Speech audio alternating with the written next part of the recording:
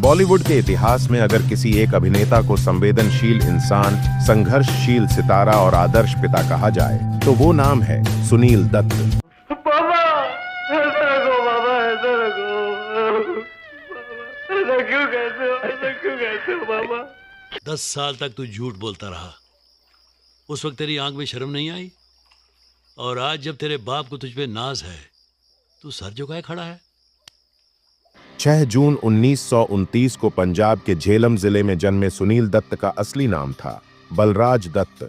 1947 के विभाजन के दौरान दंगे, हिंसा और बिछड़ने का दर्द उन्होंने बहुत करीब से देखा। उनका परिवार भारत आकर बस गया। इन्हीं संघर्षों ने उनके दिल में इंसानियत और दूसरों की मदद करने की गहरी भावना जगा दी। उनके फिल्मी सफर की बात करें तो पढ़ाई के दौरान ही सुनील दत्त का झुकाव कला और नाटक की तरफ बढ़ा। शाबाश, पहनाओ। बाप के गले में कर्ज का फंदा है और बीवी के गले में हीरो का हार पहनाया जा रहा है।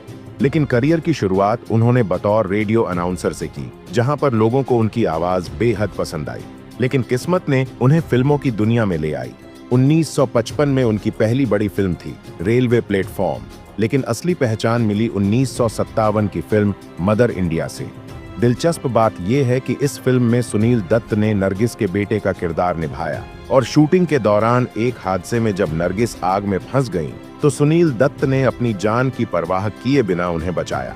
इस घटना के बाद दोनों के बीच नजदीकियां बढ़ी और साल 1958 में नरगिस और सुनील दत्त ने शादी कर ली। इसके बाद तो जैसे सुनील दत्त की फिल्मों की झड़ी लग गई। साधना, गुमराह, वक्त, पड़ोसन, मिलन, हमराज, रेशमा और शेरा। पड़ोसन फिल्म में उनकी कॉमिक टाइमिंग और मदर इंडिया व गुमराह जैसी फिल्मों में उनके गंभीर अभिनय ने उन्हें लोगों के बीच खींच लाया। लेकिन सुनील दत्त सिर्फ एक्टर ही नहीं, बल्कि इंसानियत की मिसाल भी थे। 1965 में जब भारत पाक युद्ध हुआ तो उन्होंने मोर्चे पर जाकर सैनिकों के लिए शो किए। उन्होंने एमनेस्टी इंटरनेशनल और कई चैरिटी कार्यक्रमों में हिस्सा लिया। राजनीति में भी उन्होंने अपना योगदान दिया। 1984 में वो कांग्रेस पार्टी से सांसद बने और बाद में केंद्रीय मंत्री भी रहे। लोग उन्हें एक ईमानदार और साफ सुथरे नेता के रूप में याद करते हैं। अब बात करते हैं उनकी निजी जिंदगी की। सुनील दत्त और नरगिस की जोड़ी बॉलीवुड की सबसे प्रेरणादायक जोड़ियों में से एक मानी जाती है। लेकिन किस्मत ने यहाँ भी परीक्षा ली। जब 1981 में कैंसर के चलते नरगिस का निधन हो गया, उस समय सुनील दत्त ने बेहद हिम्मत दिखाई और अपनी तीनों संतानों संजय दत्त, नम्रता और प्रिया दत्त को संभाला। संजय दत्त की जिंदगी में जब मुश्किल वक्त आया, नशे की लत, जेल के केस और विवाद, तब भी सुनील दत्त एक आदर्श पिता बनकर हमेशा बेटे के साथ खड़े रहे। लोग कहते हैं कि अगर सुनील दत्त न होते तो शायद संजय दत्त कभी संभल नहीं पाते।